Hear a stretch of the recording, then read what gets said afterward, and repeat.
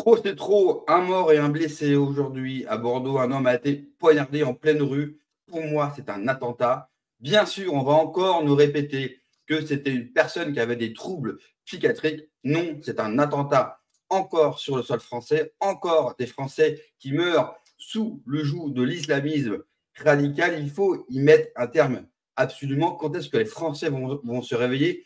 Quand est-ce aussi que la classe politique va se mobiliser, car nous sommes littéralement envahis et chaque jour, des Français meurent à cause d'une même communauté, d'une même religion. Il faut mettre les mots sur les problèmes que nous avons en France. Et aujourd'hui, en plus, c'était l'Aïd et on a pu voir toutes les villes qui ont donné leur stade municipal, leur pelouse pour célébrer l'Aïd, comme aujourd'hui dans ma ville de Nantes, vous allez voir.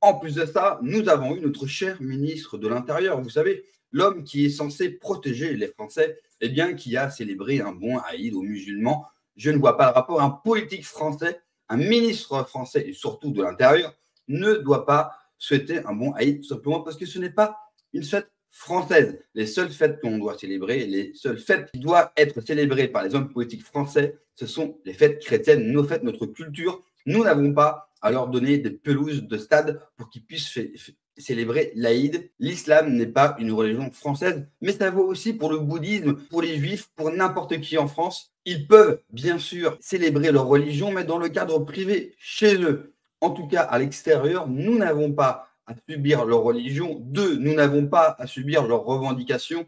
Si nous ne sommes pas capables de protéger notre propre espace d'identité, notre culture, nous sommes morts. Il faut une réaction tout de suite des pouvoirs politiques. Bien sûr, elle ne viendra jamais. Macron, Darmanin, ou même les autres, ou même l'opposition, ils ne feront absolument rien. Et nous aurons encore des Français qui mourront sous le joug de terroristes, car pour moi, cet homme est un terroriste. Je ne peux pas vous mettre les images sur YouTube, car YouTube va directement striker la vidéo, mais vous pouvez voir la vidéo de l'attaque de ce terroriste sur mon compte X, le souverainiste. Je vous invite à me suivre sur X si ce n'est déjà pas le cas, à vous abonner à cette chaîne. Bref, trop c'est trop. Il nous faut une réaction. Je voudrais aussi parler des gens qui ont dit que personne n'est intervenu, car sur la vidéo que vous verrez sur mon compte X, eh bien, il y a de la foudre autour. Lors d'une attaque au couteau, et pour tous ceux et celles qui n'ont jamais eu affaire à ça, moi, pour le coup, ce fut le cas, vous ne pouvez pas faire grand-chose. La seule réponse face à un couteau, c'est une arme à feu. Et d'ailleurs, la police a abattu l'assaillant. Ça, c'est une très, très bonne nouvelle. Je rajoute que je suis pour le port d'armes citoyen. Un citoyen doit être un citoyen en armes et doit être en capacité de se défendre, surtout dans les temps troubles que nous connaissons. Si nous ne sommes pas capables de nous défendre et que les politiques français ne le font pas, alors nous courrons à notre mort.